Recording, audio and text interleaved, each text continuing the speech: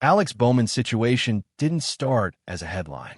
It started as a quiet medical problem inside a race car, at a track where quiet problems become emergencies fast. And by the time Hendrick Motorsports had scrubbed a press release, confirmed a replacement, and issued a formal statement about Bowman's health, the story had already run ahead of everyone trying to control it. Here's exactly what happened, in the order it happened, with nothing left out. Bowman's issue didn't start in Vegas. It started at COTA, and it started in the worst possible place to realize something is seriously wrong, inside the race car. The date was March 1st. Bowman was in the middle of the race when his body told him he could not continue. According to the reporting that came out after the weekend, Bowman was too ill to continue during that March 1st COTA race. He was replaced mid-race. That one detail is the most important part of the early story, because drivers do not give up seats easily. These guys will drive through pain, heat, cramps, anything. The fact that Bowman had to step out mid-race tells you the severity without needing any additional explanation. The medical discovery behind it was vertigo. People hear that word and think it just means dizziness. In a racing context, it is far more serious than that. Vertigo is one of those words people hear and think, oh, dizziness. But in racing terms, it can be brutal because the sport is basically built around reference points. Braking markers, corner entry, the line, mirrors, vibration feedback. Your eyes and inner ear working together at high speed. When that system gets disrupted, a driver doesn't just feel off. Their ability to process everything happening around them at race speed becomes compromised. The car doesn't get slower. The field doesn't slow down. But the driver's ability to accurately read the environment around them does. That is the danger. If that system gets scrambled, your confidence doesn't just drop, it disappears. That alone was a significant story. But what followed turned it into something bigger. Bowman missed Phoenix, and Hendrick had to treat it like a real emergency fill-in, not a cute one-off. The number 48 is not a lower-tier ride.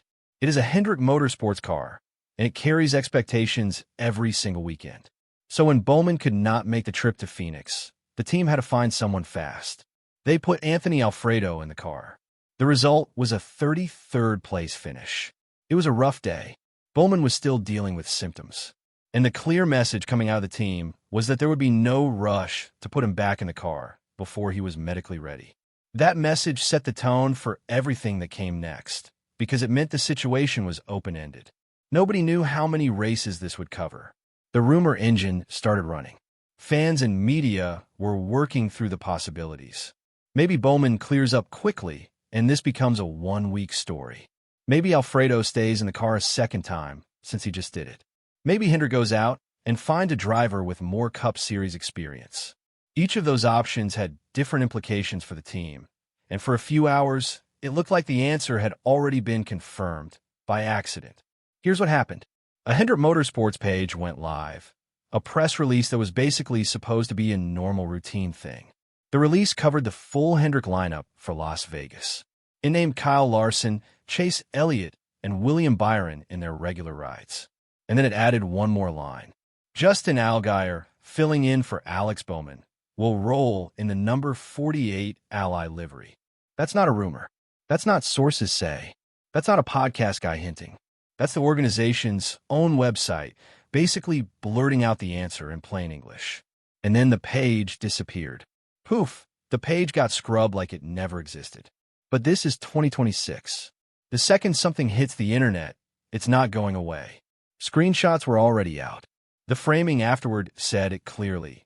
That press release no longer appears to exist where it used to live, meaning Hendrick realized what had happened and tried to close it off. But once you slam a door after the crowd already saw inside, it just makes everyone more convinced something major is happening. For a full day, the NASCAR community was operating in confirmed but not confirmed territory. And the questions kept stacking up. How long is Bowman actually out? Is this week to week? Will Hendrick keep rotating drivers? And if Allgaier was the answer, why did it take an accidental press release to surface it? Then the next piece dropped, and the story shifted from speculation into official record. Hendrick came out and confirmed that Bowman would miss a second straight race. The symptoms had not cleared. He was not medically approved to return. And the team did not soften the language around it. Team president and general manager Jeff Andrews stated directly, Alex continues to work closely with doctors toward being medically cleared, but he's still experiencing some lingering symptoms. Our priority remains making sure Alex is fully ready before returning to the race car. That quote is the clearest signal of how Hendrick is approaching this. There is no timeline being pushed. There is no date being targeted for a return. The decision belongs to the doctors, and until they clear Bowman, the seat stays with a replacement. Hendrick is not treating this like, yeah, he'll be fine. Give him a day. They're treating it like health first, racing second, even if it means chaos for the lineup. And the confirmed replacement was exactly the name that had appeared in that pulled press release. Justin Allgaier is officially set to drive the number 48 at Las Vegas Motor Speedway in the Ally livery. The leak was right. The confirmation matched it exactly. The choice of Allgaier was not random, and it was not a last-minute scramble. He's a proven veteran with a long resume, and he's tied directly into the Hendrick ecosystem through JR Motorsports, which matters a lot more than people realize when you're stepping into a Cup car on short notice. That connection means shared infrastructure, shared communication lines, and a level of familiarity with how the organization operates that an outside driver simply would not have. He's got 84 career Cup Series starts on his record. That is not a small number. That is someone who knows what a Cup car demands, who knows what the field looks like from inside it, and who does not need a week of orientation to get up to speed on the basics. And the timing of his selection adds another layer. Allgaier is coming in with momentum because he just won again in the O'Reilly Series at Phoenix. He did not walk into this opportunity cold.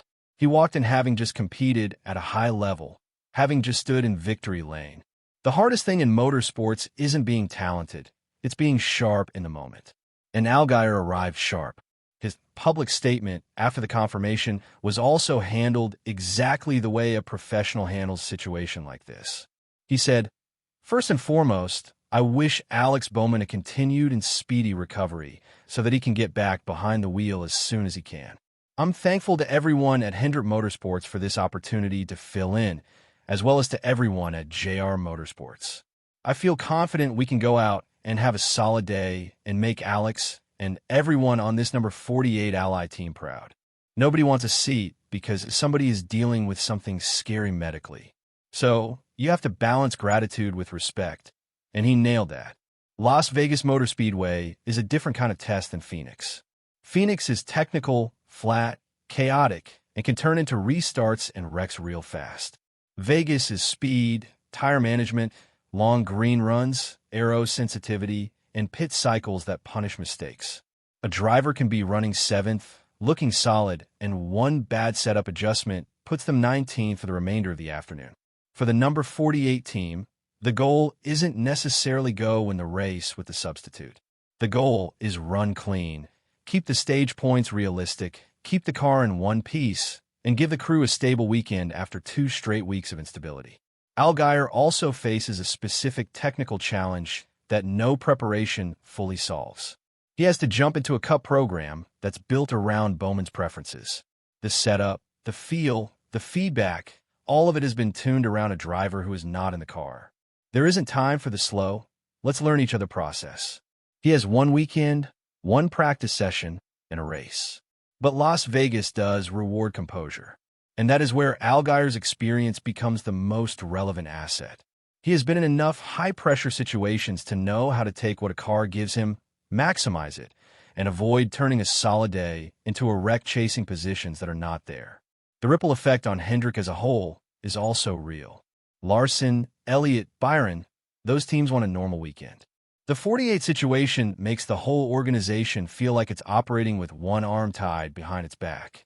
Not because Allgaier cannot do the job, but because the prep time is compressed, the continuity is broken, and every extra variable costs something. The accidental leak, read in context, also reveals something about how Hendrick had been operating behind the scenes. The moment they realized Bowman wasn't ready, the dominoes started falling. The press release that went live early was almost certainly already written and staged. The plan for Allgaier was in place before the public knew there was a plan at all. Hendrick's message on Bowman's return has been consistent since the beginning. He comes back when the doctors clear him and when he feels right, not when the schedule demands it, not when fan pressure builds. The moment you rush something like vertigo in racing, you're not just risking a result, you're risking the driver. Bowman is a competitor who has dealt with difficult stretches before. The organization handling his situation with this level of patience and priority reflects a clear standard. No race result is worth putting a driver back in a 3,400-pound car before his body is ready to be in one.